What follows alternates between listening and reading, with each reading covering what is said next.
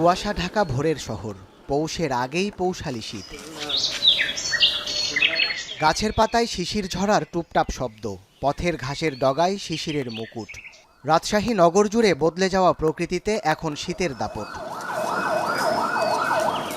তীব্র ঠান্ডার কারণে সকালবেলা রাজশাহীর নগরীতে তেমন একটা দেখা মেলে না নগরবাসীর। গত দুদিন থেকে দেখছি যে তাপমাত্রা একটু অনেক কমে গেছে আর কি। কাল থেকে একটু বেশি পড়ছে, কাল থেকে তো বেশি বার হতে পারছি না আর কি ঠান্ডা। বেলা গড়ালেও দেখা নেই সূর্যের। কুয়াশার সাথে হিমেল হাওয়া কাবু করেছে দিনমজুর ও নিম্ন আয়ের মানুষদের। কাজে যেতে না পেরে বিপাকে পড়েছেন শ্রমজীবীরাও। আবহাওয়া অফিস বলছে এমন তীব্রতা থাকতে পারে আরও একদিন। ভোরে ধরেন বাড়া এসছি কাজের জন্য, এসে বসে আছি, কাজ কাম নাই। গরিব মানুষের কষ্ট তো হবেই, কাজ কাম ঢিল জবরই সমস্যা, কাম নাই, কাজ নাই, 12 দিন এলে ঘুরে বেড়াচ্ছি। সকালের শুরুতেই রাজশাহী আবহাওয়া অফিসে 14 ডিগ্রি তাপমাত্রা সর্বনিম্ন রেকর্ড করা হয়েছে এবং ঘন কুয়াশা বিরাজ করছে। তবে এই কুয়াশার ভাব বেলা বাড়ার সাথে সাথে দূরীভূত হওয়ার সম্ভাবনা আছে।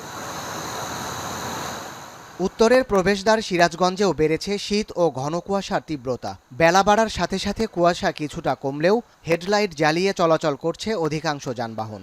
এতে গন্তব্যে পৌঁছাতে অতিরিক্ত সময় লাগছে মহাসড়ক ব্যবহারকারীদের। কুয়াশা পরিবারে রাস্তাঘাট দেখা যায় না, দুর্ঘটনার সংখ্যা বেশি থাকে। যতটুকু সম্ভব চালাই, তাহলে আমরা সাইড করে দিই। ঠান্ডার ভিতরে চালানো সম্ভব না, হাত কাঁপ আসে।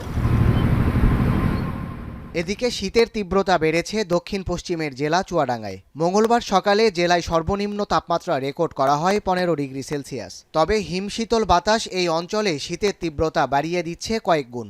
কুয়াশার জন্য ধরেন কিছু দেখা যাচ্ছে না, রাস্তাঘাটে আমাদের গাড়ি চালানো খুবই অসুবিধা। আরে ভাব হইতই নেই বাবা, শীতে প্যাসেঞ্জারই উঠতে যাচ্ছে না, হয় কি?